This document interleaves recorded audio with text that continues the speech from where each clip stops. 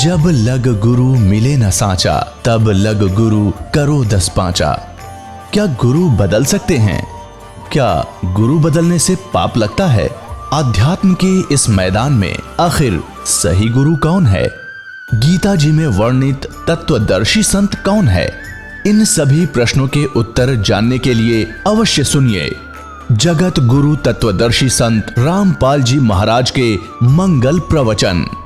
सत साहिब दर्शकों, इंसान सभी पारंपरिक भक्ति साधनाएं करता है और हर वो रास्ता अपनाता है जो उसके धर्म में बताया जाता है, लेकिन फिर भी अक्सर उसे बीमारियां घेर लेती हैं। दर्शकों, ऐसा इसलिए होता है क्योंकि वह शास्त्र विधि को त्याग कर मनमाना आचरण कर रहा होता है।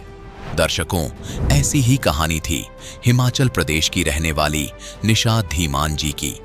निशा जी ने सच्ची भक्ति की खोज में वर्षों तक मंदिरों और गुरुद्वारों में माथा टेका तथा अनेकों मंत्रों का जाप किया, लेकिन फिर भी इन्हें जीवन में न तो शारीरिक सुख मिला और न ही मानसिक शांति। लेकिन दर्शकों, आज निशा जी का कहना है कि जब से मैंने संत रामपाल जी महाराज से नाम दीक्षा ली है, तब से मेरी जिंदगी पूरी तरह से बदल गई है। दर्शकों, आखिर निशा जी संत रामपाल जी महाराज को भगवान क्यों बता रही हैं? आखिर इसके पीछे की सच्चाई क्या है?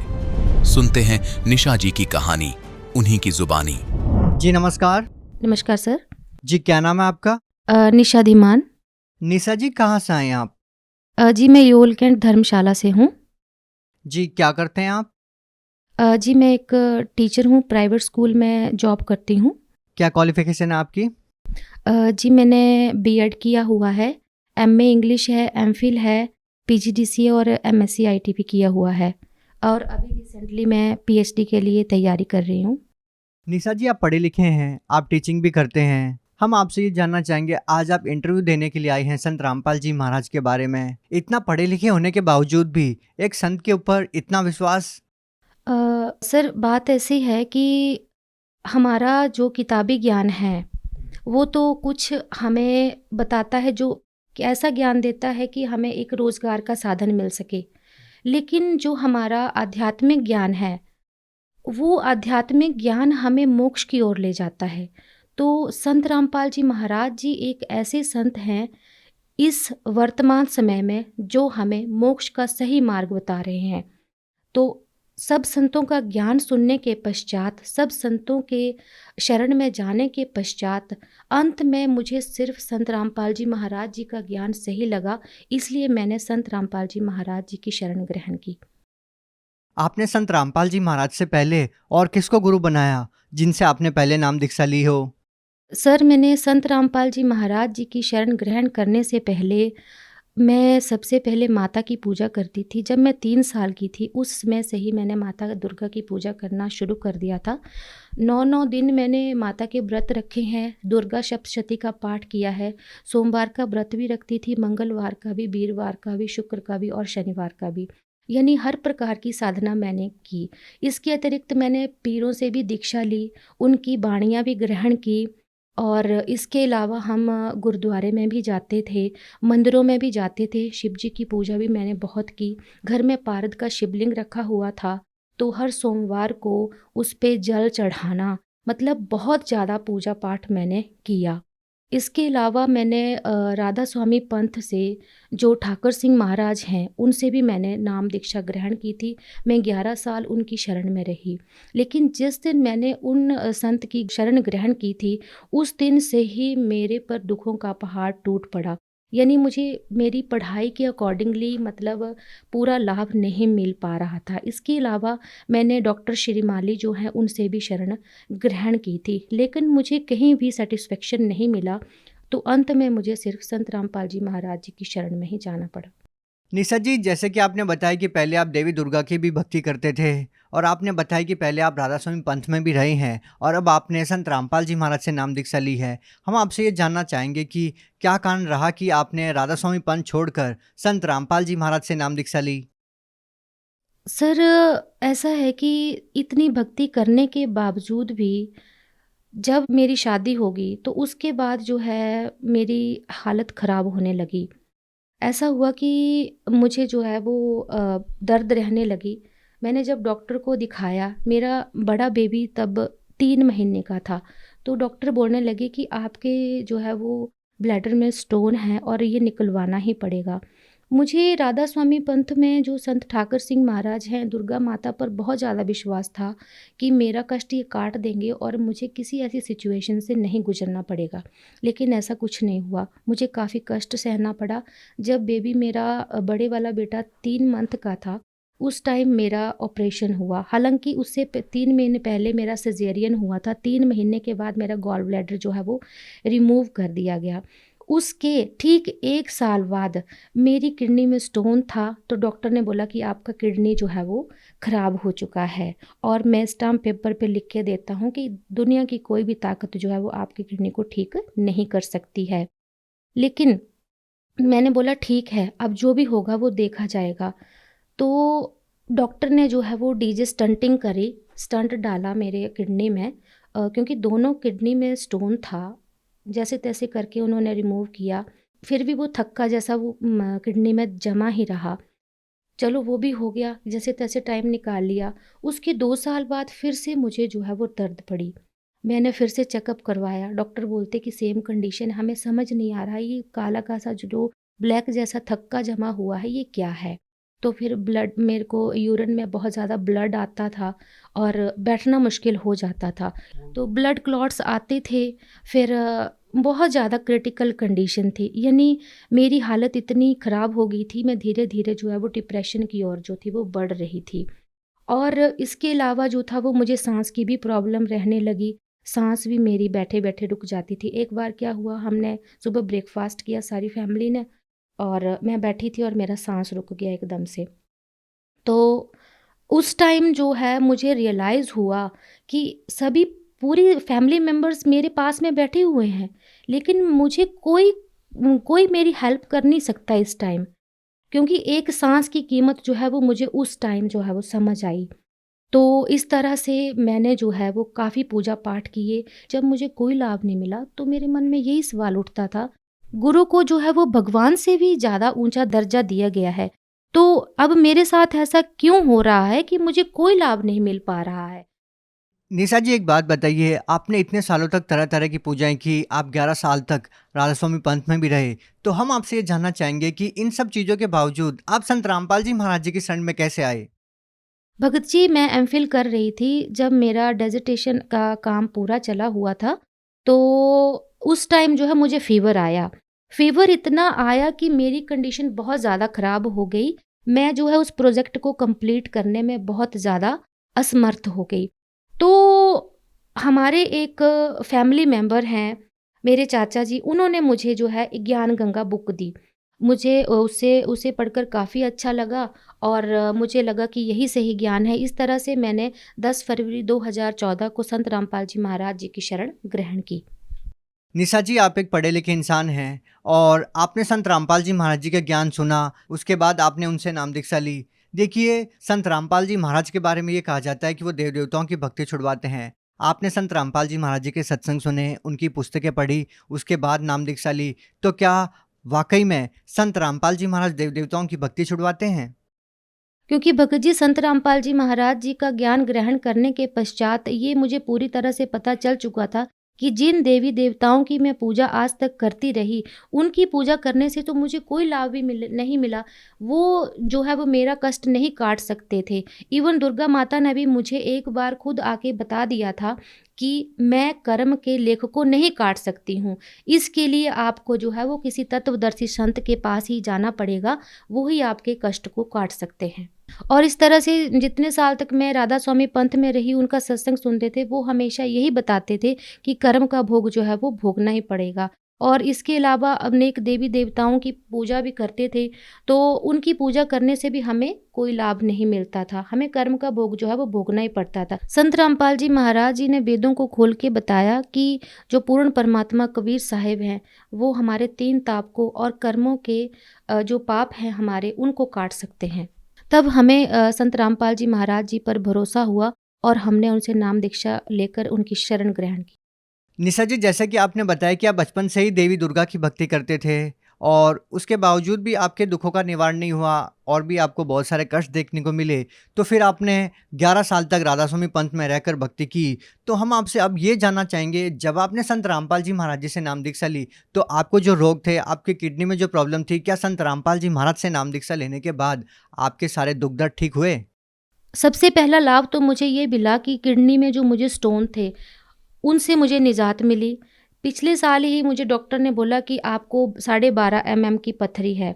मैंने परमात्मा के चरणों में अरदास लगाई, संत रामपाल जी महाराज जी के चरणों में अरदास लगाई कि मुझे ऐसी-ऐसी प्रॉब्लम है। डॉक्टर ने मुझे बोला कि आप या तो पीजीआई चले जाइए या तो आप आईजीएमसी चले जाइए। तो मैंने वहाँ जाने की बजाय संत रामपाल जी महाराज जी ने जो भक्ति बताई है, उस पर विश्वास करके, संत रामपाल जी महाराज जी के शब्दों पर विश्वास करके परमात्मा की भक्ति की और मुझे पूर्ण लाभ मिला। तो निशा जी, आपकी किडनी में जो पथरी थी वो कैसे ठीक हुई?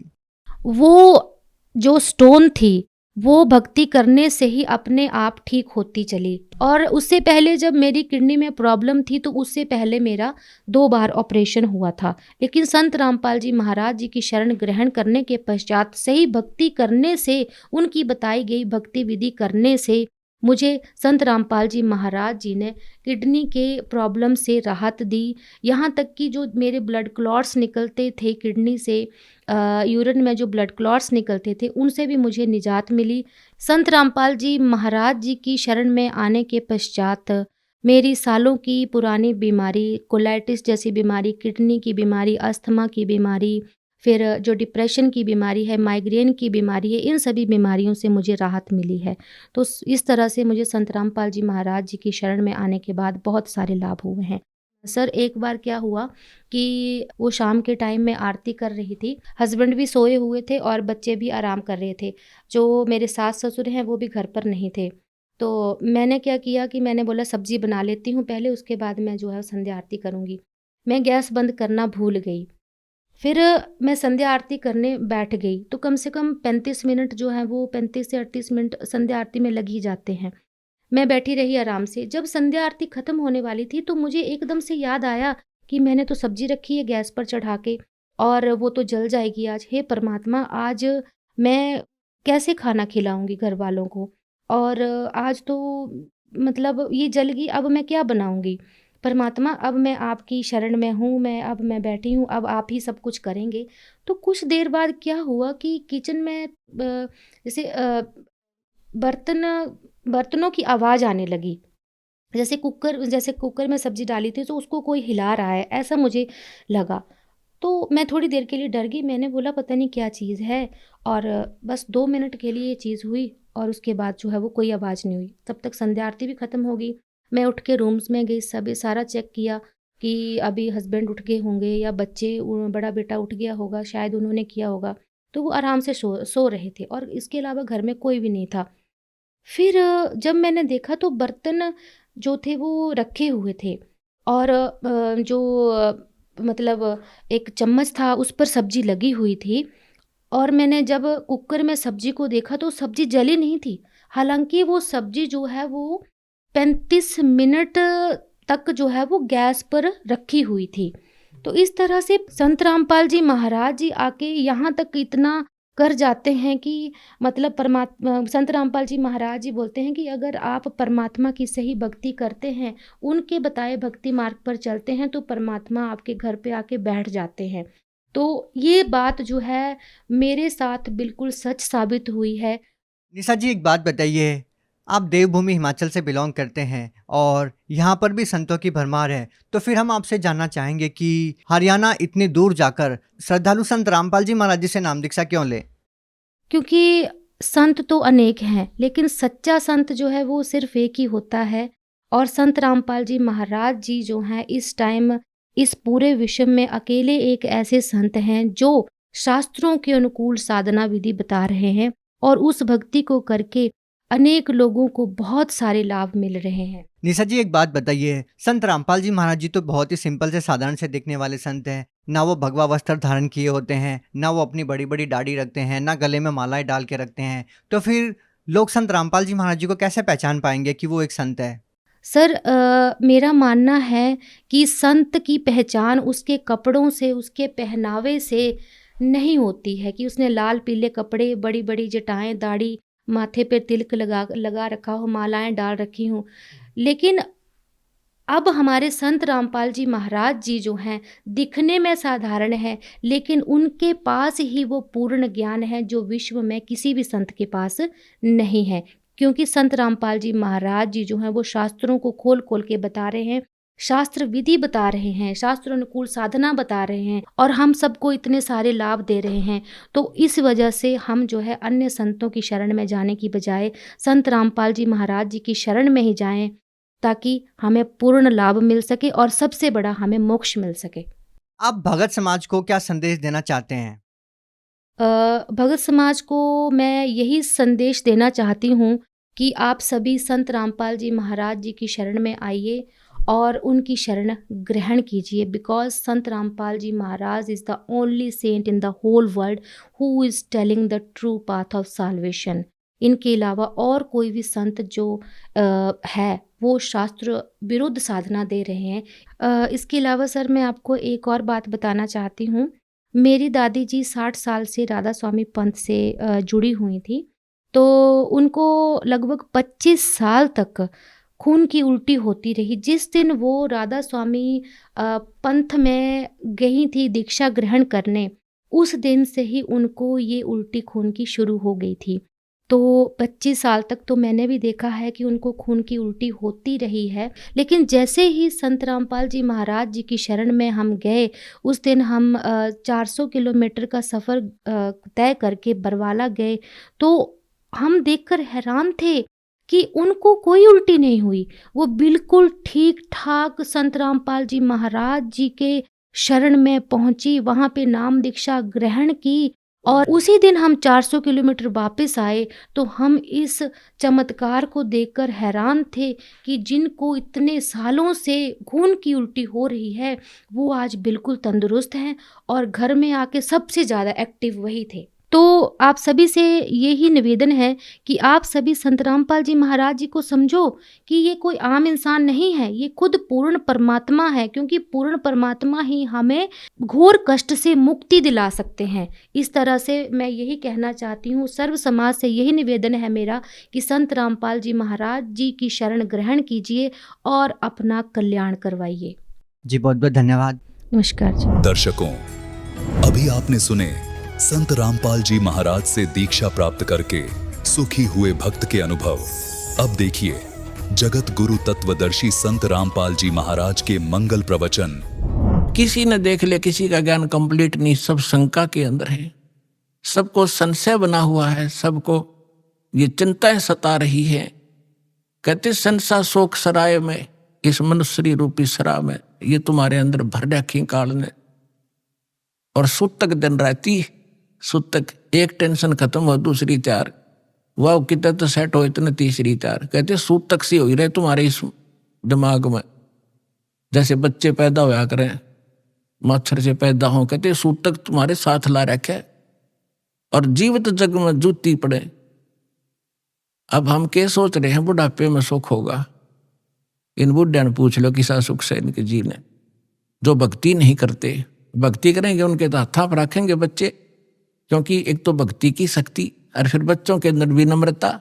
यहाँ आप देख रहे हो कोई कितना का, कोई किसी की बहन, कोई किसी कितना तो भाई आया हुआ है, और सबको इतनी आदर देते हैं, बूढ़े बुजुर्ग भाई बहनों को, अपनों को भी ना दिया जाए यहाँ पर। और यहाँ आकर जो ऐसा नम्र होंगे तो घर में क्या वो ऐसा भाव नहीं बरतेंगे, तो सुख भी इसी तरीके से उस वृद्ध अवस्था में भी होगा। और फिर भगवान की भक्ति साथ होगी, 100 रोग कटेंगे। बुढ़ापे में तो सारे तो दुख हो जाया करें, शरीर भी कंडम, रोग भी घर करें, आँखें दिखे नहीं, बालक भी गुर्राव है।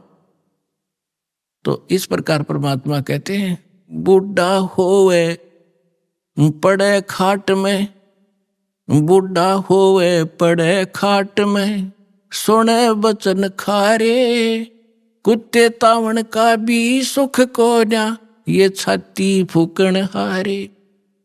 जो बिना ज्ञान की बहु न्यो उलाने दिया करे बूढ़ा बुढ़िया ने,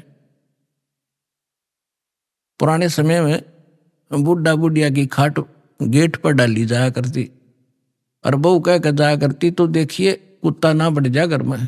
अब बुढ़ापे में जब दिक्कत फिर रोड़ा के वो कुत्ता बिल्ली सब बदमाश हो कि तन की तय बढ़ जा, वो कूद मस्ता रहेगा अंदर जाकर ने तो दूध दाद या लस्सी लस्सी खिंडा दी गिरा दी उसने तो बहू आवेगी, अंदर जाते देखेगी उसकी सौ पर सुई जावेगी, तब उसको लाना देती है। परमात्मा कहते हैं वृद्ध हुए फिर पड़े खाट में सुने वचन खारे, और कुत्ते ताउन का भी तुम्हारा सुख को ना, तुम छाती फूकण हारे। वह बहू फिर ये चमोले सुनाओगी, तुम शब्द श्लोक सुनाओगी, और कुत्ते भी ना हटा सकते, तुमने छाती फूक दी मारी। तो परमात्मा कहते हैं फिर आपके बच्चे भी पुत्र वधू भी भगवान से डरने वाले होंगे, कटु वचन नहीं बोल सकते। क्योंकि ऐसा है व्यक्ति को, यदि कोई तगड़ा व्यक्ति कटु वचन बोलता है वो बोलेगा नहीं, क्योंकि विरोध करने का उसमें सामर्थ्य नहीं, वो रोया करे, उसमें वो गरीब होकर रोता है और परमात्मा उसकी घड़ी सुनता है।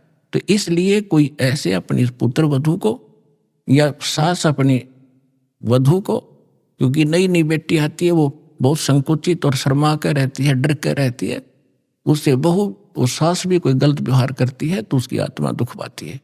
तो हमने आपस में ये कर्म बढ़ाने नहीं घटाने हैं। तो इस ज्ञान से ये भी आपके अंदर एक पैमाना बना रहेगा कि नहीं, दुख नहीं देना चाहिए, स्वयं दुख हो लेना चाहिए, दूसरे को दुखी हम नहीं कर सकते।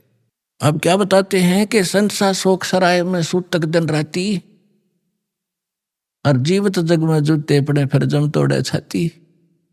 अब यहाँ तो सारे उम्र दुख में काटेगा, बुढ़ापे में बुढ़ा स्वयं दुखी, फिर ऐसे व्यवहार से भी तंग, और अगले जन्म में कहते हैं फिर बिना भक्ति किए हुए प्राणी को यम के दूत घसीट के ले जाते हैं, उसकी टट्टी और पेशाब निकल जाता है, उसको आकर इसी भयंकर शकल दिखाई देती है। अंत समय में उसकी गर्दन दबा दी जाती है, सूक्ष्म रूप से जबान बंद कर दी जाती है, वो बोल भी नहीं सकता। और जो भक्ति करते हैं परमात्मा की, ऐसे जाएंगे जैसे ऐसा स्वप्न होगा जैसे सत्संग में चलते हैं, वहां भगत दिखाई देंगे, अरे कहाँ जा रहे हो, क्या हो, बरवाला चलते हैं, चलो भाई चलो चलो, ऐसे छोड़ कर भाग लेगा शरीर को, जैसे रजाई छोड़ कर भाग लिया करें गुरु जी को देखने के लिए।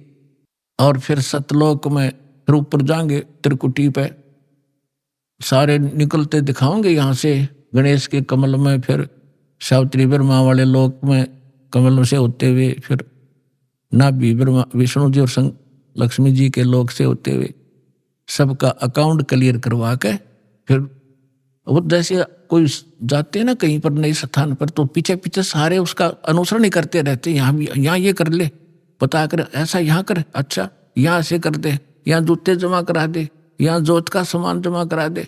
तो इस तरह वहां ऐसे कराते हुए त्रिकुटी में पहुंच जाओगे, वहां परमात्मा मिलेगा अपने इस दास के रूप में, कबीर साहब।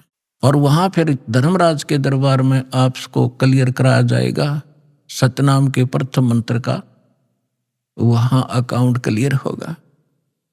और फिर परमात्मा उस घर में द्वार में जा करके पार करके वहां का अकाउंट करवा के फिर सतलोक ले जाएंगे। आप सतलोक बैठे पाओगे और घर वाले यहाँ सोच रहे हैं मर गया, मरा नहीं हो तो सतलोक पहुंच गया। हरना कुछ में मैं करे, यहाँ की इस भौतिकवाद की कितनी इसके अंदर कमजोरी है, जिसके ऊपर आमांडी पाके बैठे थे। कहते हिरण्यकशिपु ने पूरी पृथ्वी पर शासन बना लिया था अपना, और नो कहता मैं ही हूं, मैं भगवान हूं। हल्दी की गांठ प्राप्त करके 5-4 वर ले लिए ब्रह्मा जी से, सुबह मरूं ना शाम मरूं, दिन में मरूं ना रात मरूं, पशु से मरूं ना पक्षी से मरूं, मनुष्य से मरूं ना फलाने से मरूं। और फिर बस इससे अपने आप को मान बैठा, आई एम गॉड, मैं हूं सब कुछ। तो परमात्मा कहते हैं सूक्ष्म ज्ञान में, हिरण्यकशिपु में मैं करे पूरी पृथ्वी का राज, ऐसे नरसिंह ले गया जो तीतर को बाज। कहते यह ब्राह्मण माटी होगी इन लोगों की। हिरण्यक से पूछा ती तड़वाई, ब्राह्मण बाणा और कर्म कसाई। बगैर ज्ञान के भक्ति भी करता था, ऐसी सिद्धियां भी प्राप्त कर ली थी जिसको उससे भ्रम हो गया कि मैं सब कुछ बन गया। तो परमात्मा कहते बिना ज्ञान के हिरणा कुछ छाती तोड़वाई और ब्राह्मण बाणा और कर्म कसाई। ऊँ तो भगत दिखाई दे, ब्राह्मण माने भगत भी होता है। ऊँ तो भगत और भक्ति करे और कर्म कसाई वाले तो कहते ऐसे लोगों की छाती टूटिया करती है, भगवान ने उसका पेट पाड़ के गिर दिया। हरना कुछ छाती तोड़वाई और ब्राह्मण बाणा और काम कसाई। कबीर लूट सको तो लूटियो, राम नाम की लूटी, पीछे फिर पछताओगे, प्राण जहांगे छूट। अब ये बात आप पहले भी पढ़े पढ़ाया सुना भी करते, लेकिन आज सुनोगे ना आपकी छाती में लगेंगी सारी, क्योंकि अधिकारी के बिना ये अमल में आ ही नहीं सकती। और परमात्मा की दया इस दास पर है। आपको दास बार बार समझाता है, दास एक जीव है, लेकिन समर्थ के संग में उस परमात्मा ने दास को अपना मान लिया। और दास एक चलता फिरता पावर हाउस है, पावर का, जो इस पूरे संसार में तो पर्याप्त है, इतनी पावर है दास को दे रखी। पूरे विश्व को इंक्लूडिंग ब्रह्मा विष्णु महेश तक को इस दास के पास जो मालिक ने, क्योंकि ये ऊपर से आ रही है पावर। अब जहाँ कोई पावर हाउस है बरवाला में, वो पावर हाउस एक खोखा है और उसका कनेक्शन थर्मल प्लांट से है, जहाँ बिजली दिन रात बनती ही रहती है, वहाँ एंड होता ही नहीं। और इसकी अपनी अक्षमता है, ये बरवाला के लिए पर्याप्त है। और लेकिन वो लाइट आ रही है वहाँ से, अगर यहाँ इसको जरूरत ज़्यादा बढ़ेगी तो इसकी अक्षमता भी बढ़ जाएगी। लेकिन लाइट आ रही है पीछे से ही, तो उस परम पिता से, कबीर भगवान से, सतलोक से दास के पास वो पावर आ रही है और आगे कनेक्शन दास आपको उसी पावर से दे रहा है। अब क्या बताते हैं कबीर, जिव्या तो वाहे भली, जो रटे हरि नाम, नहीं तो काट के फेंक दियो, यो मुख में भलो ना चाम। परमात्मा के नाम के जाप की कितनी महिमा बता रहे परमात्मा। वैसे तो जीव्या बहुत काम आवे, खाना खान में भी काम आवे, और भी कड़वा मीठा चाखण के भी काम आती है। परमात्मा कहते हैं यदि इससे आपने भगवान की भक्ति और उसका गुणगान नहीं किए तो इस चाम की इसे अच्छे जगह पे मुंह तो हम सबसे उत्तम मानना है, इसमें कति आवश्यकता। ये जीव ना तो फिर ईसा जुल्म करेगी। कहते हैं एतय पराई आत्मा जीव बांध तलवार, या जीव तलवार का काम करेगी। कोई गरीब, एक कमजोर व्यक्ति को एक तगड़ा व्यक्ति, बलवान व्यक्ति कोई अपने मुख से ऐसे वचन कह देता है, अब उसके साथ ना प्रतिशोध कर सकता, ना उसको कुछ जवाब दे सकता, बैठ कर रोता है। उसकी आत्मा को जख्मी कर दिया उस नीच व्यक्ति ने इस जीभ वाली तलवार से, वचन से। तो परमात्मा कहते हैं यदि इस जीव का सदुपयोग नहीं किया, भक्ति नहीं की, तो इसने काट के फेंक दे। अच्छा, कितनी महिमा बताइए। फिर क्या बताते हैं कि नर से ती तू पशुआ की जय, गद्दा बैल बनाई, ये 56 भोग कहाँ मन भोरे की तकुर्डी चढ़ने जाई।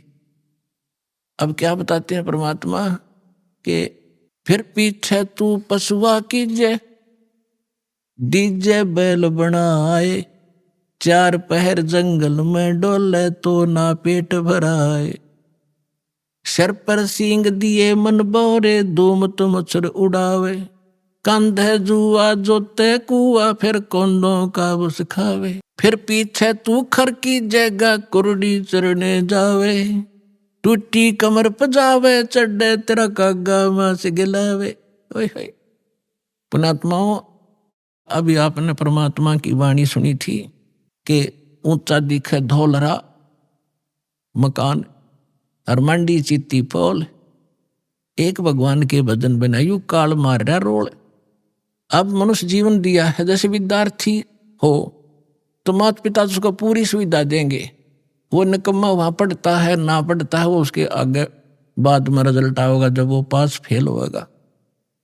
तो इसी प्रकार आप विद्यार्थी हो, मनुष्य जीवन मिला है, भगवान वाले स्कूल के लिए आपको ड्रेस भी न्यारी मिली है। तो इसमें आप यदि सत भक्ति नहीं करते हो तो फिर आपके साथ के बीतेगी। कहते हैं फिर पीछे तू पशुआ कीजे दीजे बैल बना। ओए होए। तो अब हम समय पर भोजन खाते हैं। आप देखते हो यहाँ सतलोक आश्रम, वैसे तो आम जगह उपलब्ध है आजकल। कहीं बाहर जा रहे हो भाई, चाय पी लेते हैं, रोक गाड़ी, चाय पी ली, प्यास लग गया जो पानी पी लिया, भूख लगी रोटी खा ली, दिल करा मिठाई, कभी फल फ्रूट, खूब ठाटते खा रहे हो, खाओ, क्योंकि आप विद्यार्थी हो, माता पिता ने आपको ये सुविधा दे रखी है, इतना जेब खर्च आपको दे के भेज रखे। यदि आप वो शिक्षा नहीं ग्रहण करोगे, यानी भक्ति नहीं करोगे, तो फिर क्या बनोगे? मजदूर बनोगे। आपके बच्चे वहां रेत में लेट रहे होंगे, आप कस्सी से मिट्टी खोद रहे होंगे, तन पर कपड़ा नहीं, समय पर टोक नहीं होगा, जो विद्यार्थी पढ़ते नहीं। तो इसी प्रकार जो इस पढ़ाई को नहीं पढ़ेंगे, क्योंकि पूरा विश्व के वो मानव शरीरधारी प्राणी विद्यार्थी है, तो उससे क्या होगा? फिर पीछे तू पशुआ कीजे दीजे बैल बना, और 4 पहर जंगल में डोले तरा तो नहीं उधर बरे। अब तो जब इच्छा हो खाओ पियो, ठीक है खा लो, लेकिन वो जो काम था वो भूल गए कति। और फिर कहते हैं सर पर सींग दिए मन बोरे, और दुम तो मच्छर उड़ा। अब तो हम मच्छरदानी लगा लेते हैं, ऑल आउट वगैरह ये लगा लेते हैं, और फिर के लगावांगे? बैल बने पाछे, एक पूछड़ हो गया आपके पीछे, उसने चाहे पंखा बना लियो, चाहे उसने कूलर की जगह प्रयोग कर लेना। और क्योंकि जितने भी कर्म संस्कार कमजोर होंगे, तो ऐसे कर्महीन प्राणी के वहां भी अंग भंग हो जाते हैं, वह पूछड़ भी कट जाती है कई बार बैल की, वह इतनी रहती है, उन्हें न्यू न्यू कराया करे, वो ना कुछ काम का। और फिर आगे बताते हैं सिर पर सींग दिए मन बोरे, ये तेरी तोब होंगी सींग, इन्हें कुछ भी प्रयोग कर लेना इनको। और फिर क्या बताते हैं? कंद जुआ जोते कुआ। पुराने समय में वाणी बोली गई थी, तब रहट के द्वारा जल निकाला जाता था कुएं से, सिंचाई उसमें बैल जोते जाते थे, और फसल होती नहीं थी, जौ होते थे, जौ वो बगैर वर्षा के भी हो जाते हैं, थोड़ी ही वर्षा से, और उनका भूस इतना खराब होया करे, पशु जल्दी खाता नहीं, कति भूखा मरता खाता उसको, और खाते समय उसके मुंह के अंदर ऐसे कांटे से चुभते हैं उस भूस के, ऐसा होता जौओं का भूस, कौंद बोलते हैं उनको, और खाते आंखों पानी पड़े और भूखा मरते न खानी पड़े। तो परमात्मा कहते याद रुकती, तुम भूल गया और ना पता होते, हम बता रहे हैं, याद रखना कि कंद जुआ, और फिर जोते कुआ, और खाओगा क्या? वो भूस जो खान का भी कोई ना, वो मरते न, वो भी खाना पड़े। अपने आत्माओं, इस जीव का सदुपयोग अब करना होगा, दुरुपयोग तो करना ही नहीं। और सदुपयोग ना करने से क्या हानि होगी? दास का जन्म एक किसान परिवार में हुआ, जाट किसान के घर, और हमारे घर एक बैल था, हम छोटे छोटे जब देखा करते थे, और हाली सुबह सुबह बैलों को ले जा रहा था, वक्त से किसी ने कोई कील थी इतनी लंबी लोहे की चोबा, उसके ऊपर की कैप कट गई थी, वह रिजेक्ट करके गली में फेंक दी, वह बैल के खुर में, पिछले खुरों के बीच में घुस गई। अब बैल स्पीड तो चलते चलते 2-4 कदम जल्दी जल्दी रख गया, वो अंदर ठुक गई, वो लंग करने लगा पैर से बैल। तो हाली ने सोचा ये वैसे कोई ठोकर ठाकर लगी और वो जाएगा ठीक वहां तक। तो पहले ऐसे ही जो कोई दिक्कत हो जाती, पैर बैल का लंग करता, तो अन्य बड़े सियाणे नु क्या करते, बैल को रोकना नहीं चाहिए, कोई नस पर नस चढ़ गया, ऐसे काम लेने से ही ठीक होती है, और ऐसी नस चढ़ी होती तो हो भी जाया करती थी। इस कारण से हाली ने सारा दिन उसको टेकन नहीं दिया, उसको काम ही लेता रहा। और शाम ने जब आया, शाम तक पैर सूज गया, उस पर स्वेलिंग आ गई। आते बैल बैठ गया और लंबा पैर पसार गया पिछला। मुंह लावे नहीं कहे करना, खावे, आंखों से पानी पड़े। तो देखा कि इसका तो सोई ज्यादा होगी, सुबह उठा नहीं। तो ऐसे ऐसे पहले वैद्य होया करते डॉक्टर पुराने गांवों में। किसी ने बताया देख जाके कि इसके घुटने पर सोई बा आ गया, बा। अब सोई चढ़ गई ऊपर घुटने ताई, वह कील लाग रही खुरों में, ट्रीटमेंट हो रहा घुटने का, उसका पट्टी बांधे गरम गरम। अब वो बता नहीं सकता बोल के मुझे कहाँ पीड़ा है। और जब अफलातून पाक रहा था, जो सोचा था मेरी ऐसे ठाठ रहेंगे, परमात्मा कहते तू जाने मेरी ऐसे न बहेगी, ये तो हरदम लेखा भरना रे।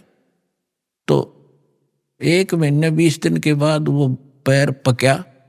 वह कील वाला स्थान तो नीचे खुरों में था। अब खुरों में भी हाथ उठ मार के देख लिया, उसमें कुछ ऐसी विशेष चीज उसमें दिखी नहीं ना। वह बार वो तो अंदर घुस चुकी थी सारी, पत्थर कंकर लाग के। 1 महीने के 20 दिन के बाद वो पक्या, पक के उसमें रेसा निकलने लगा। जब देखा घर वालों नृत्य रहेगी तो भाई यहाँ समस्या है। फिर कोई बुलाया से ही, वो चमटी सी ले रहा था नकचुंडी, उसने उसको करेल करेल को कील निकाली बार, वो तरेगी इतनी लंबी। तब वो बैल पुनः ठीक हुआ। तो पुण्यात्माओं उस दिन के बाद दास का ऐसा झटका लग गया। वो बात फिर बाद याद आने लगी जब मालिक की वाणी पढ़ने लगे, रोंगटे खड़े हो जाते। अब वो ये नहीं बता पा रहा, इस जुबान से जीभ का प्रयोग नहीं कर पा रहा मुझे कहाँ दर्द है और कितनी झेली उसने उस संकट को। तो यहाँ परमात्मा कहते हैं सुखदेव ने 84 भुगती बना पजावे खरवो, तेरी क्या बुनियाद पुरानी तू पेंडा पंथ पकड़वो हो। ये सूक्ष्म वेद है। इसकी एक एक पंक्ति का एक न्यारा न्यारा अलग अलग अर्थ बनता है। अब क्या बताते हैं कि सुखदेव एक ऋषि हुए हैं, महर्षि। उन्होंने भी 84 लाख योनियों का कष्ट भोगना पड़ा। और बना पजावे खरवो, वो कुम्हार के पुजावे पर गधे की योनि उसने भी भोगी। एक समय सुखदेव जी जब उसकी दिव्य दृष्टि काम करने लगी, पीछे आगे का उसको पता लगा, तब वो खुद बता रहे थे कि एक बार में बड़ी साधनाएं की, स्वर्ग भी गया, राजा भी बना, और फिर एक समय में गधे की योनि भोग रहा था। अंधा हो गया, धनी ने छोड़ दिया, कुमार ने 2 डंडे मारे और कर दिया चलता। मैं चलता चलता एक पगडंडी पर जाता जाता जंगल में पहुंच गया। वहां एक नाला था, इक्का दुक्का व्यक्ति वहां से आता जाता था। उस नाले के निकट जाकर मैंने सोचा जंप लगा ले, उसका मुंह फंस गया, आगे मुंह टिक गया, गर्दन और पीछे से कमर फंस गई, उसमें फैट हो गया, पुड़ी बन गया और पैर लटके नीचे। अब वहां किसी ने मुझे निकाला नहीं, क्योंकि सारा दिन में एक आध व्यक्ति जा उस रास्ते से, मेरी पुड़ी बना ली। 1 हफ्ता 10 दिन में भुगत का मेरा भूखा और प्यासा। अब मुझे वो सीन दिखाई देता है, मैं उठकर बैठ जाता हूं, अपनी भक्ति करता हूं। तो यहां परमात्मा कहते हैं सुखदेव ने 84 भुगती। वो साधना करते करते, सुखदेव जैसे ऋषि जो साधना तुम कर रहे थे जिन भगवानों की, उन पूजाओं को करते करते सुखदेव जैसे महर्षि भी 84 लाख योनियों में कष्ट उठा रहे हैं। और आपकी क्या अवकात है, तेरी क्या बुनियाद पुरानी। छोटी मोटी मंदिर में घंटी मार के और जय गणेश देवा करके तू पार हो जाएगा, या इस संकट से पार हो जाएगा। तो पेंडा पंथ पकड़े, वो पेंडा यानी मार्ग, पैडा वे ऑफ वर्शिप, पूजा का वो मार्ग, वो रास्ता ग्रहण कर। कौन सा? जो हम बताने आए, जिससे तेरा यहां भी सुख और परलोक भी सुधरे। तो पुण्यात्माओं प्रसंग चला था कि हम परमात्मा से डर कर रहें और उस परमात्मा पर विश्वास करें। और उसने हमें ये सिखाना चाहते हैं कि तुम भगवान पर विश्वासी बनो। अभी आपने परमात्मा के भोग के समय परमात्मा की वाणी सुनी थी, मोकू का ढूंढे रे बंदे, मैं तो तेरे पास में। सब कुछ नकारा करके क्या बताया है, कहे कबीर सुनो भी साधो मैं तो हूं विश्वास में। यदि आपको यह विश्वास हो गया Kabir is God, Kabir is supreme God, तो राहत भगवान देगा। और जो आपके मन में शंका संशय रहेगी तो मालिक सहारा दे नहीं पाओगा, आप केवल वर्क डन ही प्राप्त करोगे। तो उसके लिए दास का प्रयत्न रहता है कि आपके हृदय में सब शंका हटा के और परमात्मा को परमात्मा जचा दूं, और तभी आप आगे बढ़ोगे। जब आपको विश्वास होगा कबीर इज गॉड, इसलिए रह कर ये सत्संग सुनाए जाते हैं, प्रमाण दिखाए जाते हैं, ताकि आपकी शंका जट कति मूल से नष्ट हो जाए, और फिर कबीर साहब रह जाएगा। आज तो हम उसको कवि समझकर रिजेक्ट करे बैठे थे, लाल को कौड़ी समझ रहे थे और कौड़ियों की गठड़ी बांध रखी थी। 36 प्रकार के देवता पूजा करते, उनको लाल समझ गए, हम डलेट हो रहे थे। परमात्मा कहते हैं चारों युग में मेरे संत पुकारे, और कोक कहा हम हेल रे, हीरे माणक मोती बरसे, ये जग सुगता डेल रे। हम चारों युगों में ये ज्ञान बताया कर चले गए, हमारा किसी ने नहीं सुना, ये पर भी लेन जात है दुनिया, हमारा ज्ञान किन्हें ना सुनिया। ये केदारनाथ पर जाकर मर गए हजारों की संख्या में, और हमारा ज्ञान किन्हें नहीं सुनिया। कितना आसान तरीका, कैसी यहाँ परमात्मा ने अपने बच्चों के लिए सुविधा दे रखी है। ये आपका पिता है, ये आपके पिता का घर है, अपने पिता के घर पर यह सुख प्राप्त हो सकते, इस पृथ्वी पर आपको मिलेंगे नहीं। तो प्रसंग चल रहा है, परमात्मा ये सिद्ध करना चाहते थे। परमेश्वर कबीर साहब जी एक झोपड़ी रहा करते थे, कपड़ा बुना करते थे, और कपड़े की बुनाई की जो मेहनताना आता था उसी से अपना परिवार पोषण करके दिखाते थे। परमात्मा का अपना कोई निजी परिवार नहीं था, उसका तो सारी सृष्टि परिवार है। उनका पत्नी नहीं थी, 2 बच्चे आपको बताया था, सत्संग में बहुत बार बताता है दास। लड़का एक लड़की, किसी की फड़क निकालने के लिए वह जीवित करे थे, और वो बच्चे फिर अपने बेटा बेटी रूप में रखे थे। 2 माता पिता थे, मुंह बोले, जन्म नहीं था उनसे मालिक का, वो निसंतान थे। कमल के फूल पर परमात्मा सतलोक से आकर विराजमान हुए थे, एक शिशु रूप धारण करके वहां से उठा ले गए थे। तो वो सब लीला करते हुए युवा हुए तो दुल्हे का काम करने लगे, धारण कहलाए। परमात्मा कहते मात पिता मेरे कुछ नाही, ना मेरे गरदासी, हर दुल्हे का पुत्र आण को आया, जगत करे मेरी ऐसी है। तो परमात्मा उस समय ये ज्ञान दिया करते थे, और साथ में ये एक रिहर्सल, एक एग्जाम्पल कोड करके चले गए कि संसार में मेरे तो निर्धन कोई नहीं हो सकता, और निर्धन होकर भी नीत साबित रखे। जैसे दास ने बताया था कि आपको यहां बुलाने का उद्देश्य है कि आपको सब क्रियाओं से परिचित कराऊं, परमात्मा के लाभ को प्राप्त लेने की विधि आपके हृदय में जचाऊं, ताकि आपकी नीत साबित हो, दान करने की नीत बने।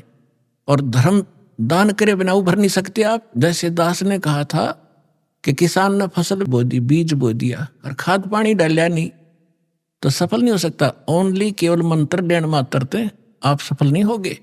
इसमें खाद पानी है, ये तो बीज है, मंत्र जो तीनों मंत्र है, और इसमें ये 5 यज्ञ समझो खाद पानी है। तो ये प्रॉपर डालने पड़ेंगे, जैसे दास आपको गाइडलाइन बताता है परमात्मा की बताई हुई, तब आपकी भक्ति रूपी फसल पूरी होगी। तो उसके लिए परमात्मा भी यही क्रिया कराया करते। जितना मेहनताना मिलता अपने निर्वाह के योग्य रख के बाकी को भंडारा धर्म में लगा दिया करते थे। कहीं सत्संग करने लग जाते, वहां भंडारा कर देते थे। अब परमात्मा साथ साथ एक तत्वदर्शी संत की भूमिका भी कराया करें, वो उनके विधान में है, उनकी लीला में है। तो ये ज्ञान सुनाया करते थे जो दास आपको बता रहा है कि 3 देव की जो करते भक्ति, उनकी को दे ना हो वह मुक्ति। जो भक्ति करते नहीं वो अपना जीवन नाश कर रहे हैं, और जो शास्त्र विरुद्ध साधना कर रहे हैं ब्रह्मा विष्णु महेश तक की, वो भी अपना जीवन नाश करें, ब्रह्म तक की साधना करने वाले भी अपना जीवन नाश करें। केवल परम अक्षर ब्रह्म, उस पूर्ण परमात्मा की भक्ति से मोक्ष होता है। तो इसलिए परमात्मा कहा करते थे, जिस कारण से हमारे धर्मगुरु हिंदू और मुसलमानों के दोनों नाराज हो गए। उन्होंने हर तरह से ज्ञान से भी पराजित कर दिया दाता ने उनको। उन्होंने उनके साथ जुल्म ढाए कर उनसे मरे नहीं, हार कर वो थक गए। उन्होंने क्या स्कीम बनाई, उससे पहले सिकंदर लोधी उनका शेष हो चुका था, दिल्ली का सम्राट। उन्होंने क्या स्कीम बनाई कि एक बार सब ने इकट्ठा होकर कि इसकी बेइज्जती कर दो, वैसे तो काबू आ नहीं रहा, यहां से भाग जा काशी से, किसी तरह हमारा पीछा छूटा है, हमारी तो रोजी रोटी बंद करवा दी इसने। तो उन्होंने झूठी चिट्ठियां डाल दी सब आश्रम वालों के पास कि भाई कबीर नाम का एक व्यक्ति है, सेठ है, और वो काशी में रहता है इस कॉलोनी में, और ऐसे ऐसे 3 दिन तक भंडारा करेगा, सब आमंत्रित हैं। और साथ में एक और लिख दिया कि 1 असरफी यानी 10 ग्राम सोना, और साथ में 1 दोहर यानी बहुत बढ़िया कंबल टाइप होता था पहले, दौर बोले थे, वो प्रत्येक खाने के बाद दक्षिणा में दी जाएगी। तो ये साधु संत बेचारे इसे पेट भर होया करते। इन सब चेले श्रृंगार लिए, चलो लुल्ला लंगड़ा था बिठा लिया गया आश्रम में, तो बैठा था आंधा काना कि सारे चलो, प्रत्येक खाने के बाद 1 असरफी मिल लेगी, 1 दौर मिल लेगी, और वह अपने जो उनका हेड मुखिया उसके पास जमा होती, फिर वो चीज उसको देते और बढ़िया भोजन मिलेगा। तो कहते हैं 18 लाख आदमी आगे, ये साधु संत फकीर सारे गिरी पुरी सब मंडलेश्वर। अब सुबह सुबह रविदास जी और कबीर साहब तकरीबन इकट्ठे रहते थे सारा दिन लगभग। तो सुबह सुबह रविदास जी घर से उठे, देखा बाहर मेला भर रहा, भाई पूछा कहाँ से आए हो तुम, कौन हो, क्या फंक्शन है आज तुम्हारा यहाँ इकट्ठा होने का। तो वो बाबा लोग कहते हैं कि काशी वाले तुम कौन सी दुनिया में रहते हो, तुम्हें पता नहीं हम इतनी दूर से आ गए कि यहाँ कबीर नाम का कोई सेठ है, और ऐसी उस कॉलोनी में रहता, जुलाहों वाली कॉलोनी के पास, नीरू का पुत्र है। उसमें पूरी डिटेल बता रहा कि कितने ब्रह्म रह जा किसी गए, और उसने ये भंडारा कर रखा है 3 दिन का, और साथ में ऐसा ऐसा लिखा है, और तुमको पता नहीं बनारस के बनारस में। अब रविदास जी तो समझ गए कि ये किसी ढीठ आदमी की बकवाद है, और आज तो नाश पीट दिया इसने, दुनिया आ गई निरी। रविदास जी पहुंचे परमात्मा वाली झोपड़ी में और कहने लगे महाराज जी आज तो नाश हो गया, काशी छूटेगी। क्या हुआ बताता है कि किसी ने झूठी चिट्ठी लिख रखी आपके नाम तय है, और न्यू लिख रखा है 18 लाख आदमी आगे हैं, और न्यू लिख रखा है कि 1 असरफी देगा, प्रत्येक खाने के बाद 1 दौर दक्षिणा मिलेगी। इस लालच में गिनती नहीं होती, इतने आ रही है। परमात्मा बोले रविदास एक कुंडी लाले भीतर थे और बैठ जा, आप वहां जावाएं को नहीं, आप चले जाएंगे टक्कर मार के।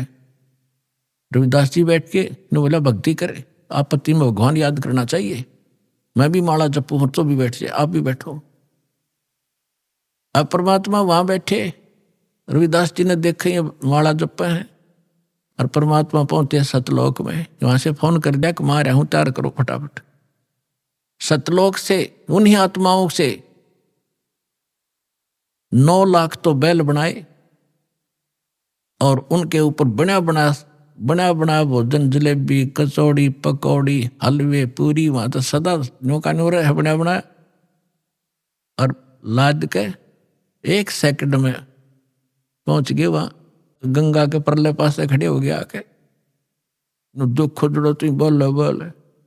और फिर गंगा से आगे आना था, वह गंगा इतनी फुल स्विम पर चल रही थी, एकदम पानी 1.5 फुट हो गया।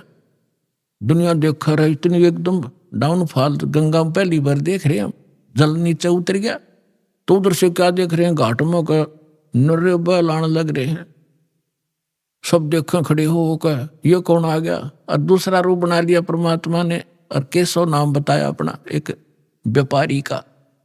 पहले बंजारे होते थे, बंजारे बिजनेस किया करते थे बैलों के ऊपर, जैसे गधों पर बोरे होते ऐसे बैलों पर लादा करते थे। यही ट्रांसपोर्टेशन का साधन था। अभी आपने सुने संत रामपाल जी महाराज के मंगल प्रवचन। आइए अब सुनते हैं संत रामपाल जी महाराज से नाम दीक्षा लेकर सतभक्ति करके अद्भुत लाभ प्राप्त करने वाले अनुयायी के विचार। दर्शकों, जब मनुष्य वर्षों से भक्ति साधना कर रहा हो, हर विधि विधान को अपना रहा हो और फिर भी उसे अपने जीवन में शांति नहीं मिल रही हो, तो ऐसे में उसके जहन में ये सवाल आना लाजमी होता है कि हे भगवान, मेरे यह दुख कभी खत्म होंगे या मेरे भाग्य में सिर्फ दुख ही लिखे हैं। दर्शकों, ऐसी ही कहानी थी मध्य प्रदेश के रहने वाले संतोष महोबिया जी की। संतोष जी बचपन से ही हिंदू धर्म में प्रचलित हर प्रकार की भक्ति साधना को किया करते थे, लेकिन अफसोस, इन्हें कहीं से भी कुछ हासिल नहीं हुआ। न तो इन्हें शारीरिक सुख मिला और न ही मानसिक शांति। जब कहीं से भी सुख हासिल नहीं हुआ, तब इनके जहन में भी यही सवाल आया कि क्या जो भक्ति साधना मैं कर रहा हूं वो ठीक भी है। लेकिन दर्शकों, आज संतोष जी का कहना है कि जब से मुझे संत रामपाल जी महाराज की शरण मिली है और मैंने उनके द्वारा बताई गई आदि सनातनी भक्ति को अपनाया है, तब से मेरा जीवन पूर्णतः बदल गया है। दर्शकों, आखिर संतोष जी ऐसा क्यों कह रहे हैं? आखिर संतोष महोबिया जी ने संत रामपाल जी महाराज द्वारा दी जा रही भक्ति साधना को प्रारब्ध के पाप कर्मों का नाश करने वाली भक्ति क्यों बताया है? आखिर इसके पीछे की सच्चाई क्या है? आइए सुनते हैं संतोष महोबिया जी की कहानी, उन्हीं की जुबानी। सर नमस्कार। नमस्कार सर। सर क्या नाम है आपका? सर मेरा नाम संतोष महोबिया है। संतोष जी कहाँ से आए आप? मैं गौरैया घाट जबलपुर जिले से हूँ सर, मध्य प्रदेश से। सर क्या करते हैं आप? सर मेरा प्राइवेट जॉब है। सर संत रामपाल जी महाराज जी की शरण में आने से पहले आप क्या भक्ति साधना करते थे? संत रामपाल जी महाराज जी की शरण में आने से पहले हम हनुमान जी की पूजा किया करते थे और दत्तात्रेय भगवान की पूजा किया करते थे, जो कि एक संप्रदाय में हम थे, श्री समर्थ आध्यात्मिक प्रसादिक सेवा समिति रेवदंडा, महाराष्ट्र में। जी। तो सर जिस संस्था के साथ आप जुड़े हुए थे, उन्होंने आपको क्या भक्ति विधि बताई? जी, वहाँ हम दत्तात्रेय भगवान की पूजा किया करते थे और उन्होंने हमें मंत्र भी दिया था, ओम नमो भगवते वासुदेवाय और ओम श्री गुरु दत्तात्रेय श्रीपाद श्री वल्लभाय नमः, 2 मंत्र दिए थे। उन्हीं मंत्रों का हम जाप किया करते थे। उस पूजा को करते हुए सर हम 15 साल हमने वहाँ पे पूजा की।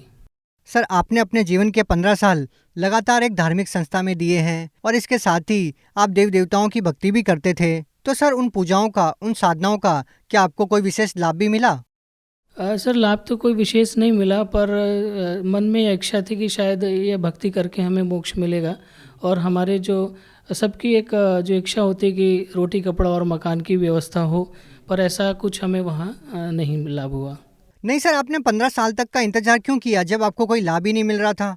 सर जी 15 साल इसलिए लगा कि हम ये इच्छा थी कि शायद हमें मोक्ष मिलेगा और कुछ लाभ भी होंगे, पर जैसे ही हमें संत रामपाल जी महाराज जी का ज्ञान हमने सुना, तो जब ज्ञान से हमने तुलना की तो हमें यह ज्ञात हुआ कि वहाँ तो मोक्ष मिलना तो दूर, कोई छोटे मोटे लाभ भी होना संभव नहीं था, क्योंकि वह साधना शास्त्रों के विरुद्ध थी, शास्त्र के अनुकूल नहीं थी। सर जैसा कि आपने बताया कि पहले जो आप देव देवताओं की पूजा कर रहे थे वो शास्त्रों के विरुद्ध साधना थी, तो हमारा सवाल सर आपसे ये है कि जो हिंदू धर्म में सैकड़ों वर्षों से चली आ रही साधना है, उनके ऊपर आप प्रश्न चिन्ह खड़ा कर रहे हैं कि उन साधनाओं को करने से, उन पूजाओं को करने से किसी भी व्यक्ति को कोई विशेष लाभ नहीं मिलेगा। तो सर क्या जो हमारे पूर्वज सैकड़ों सालों से जो पूजा करते आ रहे थे, क्या वो भी सही नहीं थी? सच्चाई तो यही है सर जी कि अगर शास्त्र के विरुद्ध उपासना कर रहे हैं या पूजा कर रहे हैं तो मोक्ष तो मिलना संभव नहीं है और लाभ भी नहीं मिल सकते, क्योंकि हमारा जो पूजा विधि है और जो कर रहे हैं वो बिल्कुल अलग है, गलत है। सर आपने संत रामपाल जी महाराज द्वारा दी गई शास्त्रों के अनुसार भक्ति की, तो हमारा सवाल आपसे ये है कि संत रामपाल जी महाराज द्वारा दी गई शास्त्रानुकूल भक्ति करने के बाद आपके जीवन में क्या बदलाव आए? जी, मुझे सबसे पहला तो आध्यात्मिक लाभ हुआ, जो कि हम अपना समय व्यर्थ कर रहे थे, क्योंकि शास्त्र के अनुकूल भक्ति ना करके हमें मोक्ष तो नहीं मिल सकता था, लेकिन जैसे ही हम संत रामपाल जी महाराज जी की शरण में आए, उनके बताए हुए अनुसार शास्त्र अनुकूल भक्ति करके हमें आध्यात्मिक लाभ मिला, हमारे मानव जीवन सार्थक होने का एक रास्ता मिला। सर जी, और मुझे ये शारीरिक लाभ भी हुआ, क्योंकि मेरे शरीर में दोनों किडनी के तरफ 6 mm की पत्थरी थी, जो कि मैंने डॉक्टरों को दिखाया। दवाई करने के बाद भी मुझे आराम नहीं लगा, दवाई खाने के बाद भी अधिक दर्द होता था, असहनीय दर्द होता था। लेकिन जब से संत रामपाल जी महाराज जी से नाम दीक्षा ली और उनके बताए अनुसार भक्ति साधना करने से मेरे जो पथरी का दर्द था वो एकदम ठीक हो गया और अब एकदम नहीं के बराबर सा हो गया है। और मुझे आर्थिक लाभ भी हुआ भगत जी कि मेरे पास एक समय यह था कि साइकिल पे चलाने लायक भी मैं नहीं था, साइकिल भी मेरे पास नहीं होती थी। आज संत रामपाल जी महाराज जी की कृपा से मेरे पास खुद की बाइक भी है और हम एक टूटे हुए घर पे रहा करते थे, जो कि हर वर्ष बारिश में बहुत पानी भर जाता था घर में, रात हमें जागकर गुजारनी पड़ती थी। लेकिन अब संत रामपाल जी महाराज जी की कृपा से खुद का घर है, पक्का घर है और आज हम बहुत सुखी जीवन जी रहे हैं। और एक लाभ है भगत जी कि हमसे बड़े भाई साहब हैं, उनको भी शुगर की परेशानी थी और इतनी ज़्यादा थी कि उनके पैरों में जलन हुआ करती थी। और रात को सोते समय उन्हें बर्फ़ लगाकर सोना पड़ता था, ठंडा बर्फ़ पैर में लगाकर सोते थे, तभी उनको आराम लगता था। ऐसी स्थिति हो गई थी कि उन्हें नागपुर ले जाने की हमारी तैयारी थी, लेकिन हमने नागपुर ले जाने से पहले संत रामपाल जी महाराज जी के चरणों में प्रार्थना लगाई और प्रार्थना लगाते ही उसी रात उन्हें आराम मिल गया और नागपुर जाना हमारा टल गया, हमें घर पर ही आराम मिल गया।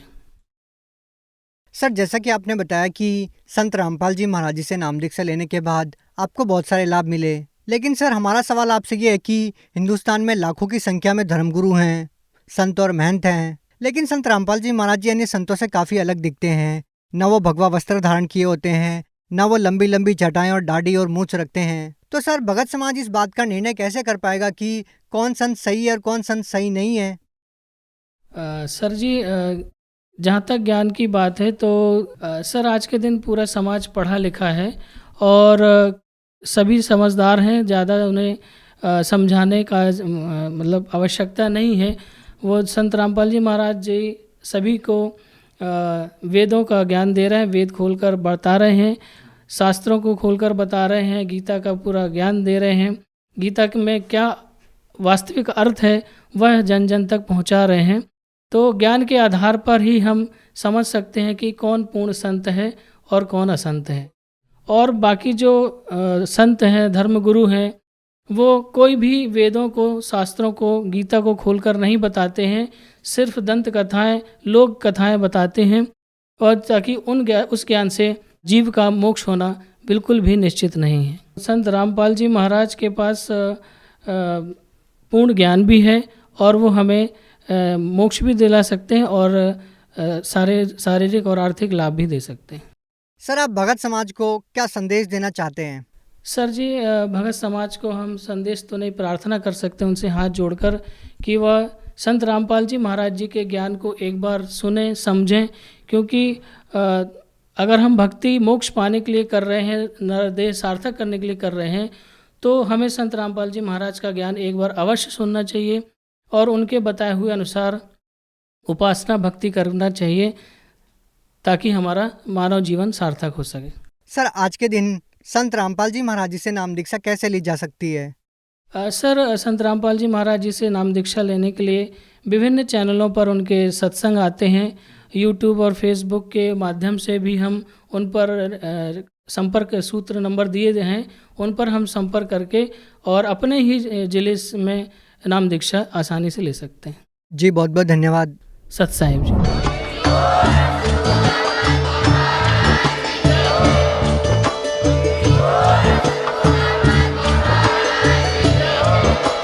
आप सुन रहे थे जगत गुरु तत्वदर्शी संत रामपाल जी महाराज जी के मंगल प्रवचन। अधिक जानकारी के लिए विजिट कीजिए हमारी वेबसाइट www.jagatgururampalji.org। संत रामपाल जी महाराज जी के शुभ आशीर्वाद से पूरे विश्व भर में 500 से भी ज्यादा नाम दीक्षा केंद्र हैं, जिन पर संत रामपाल जी महाराज जी द्वारा ऑनलाइन निःशुल्क नाम दीक्षा दी जा रही है। अपने नजदीकी नाम दीक्षा केंद्र का पता करने के लिए संपर्क करें 91 888-291-4911